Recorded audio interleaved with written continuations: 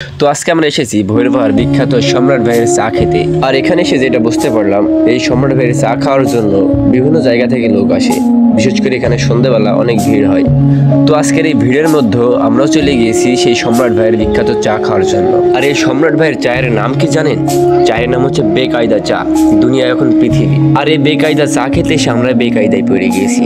আমাদের চায়ের সিরিয়াল আছে 522 নম্বর। আর এই চা যে কখন আসবে সেটা আমরাও জানি না। তো দীর্ঘ 23,000 বছর পর আমরা চা পেয়েছি। তো চলুন এই চায়ের স্বাদ কেমন সেটা আপনাদেরকে বলি। আর তার আগে বলে দিই সম্রাট ভাইয়ের চা কত টাকা নিয়েছে, চায়ের ভিতরে কি কি উপাদান দিয়ে সে চাটা তৈরি করেছে। তো সম্রাট ভাই আমাদের কাছ থেকে প্রতি কাপ চা 30 টাকা করে নিয়েছে।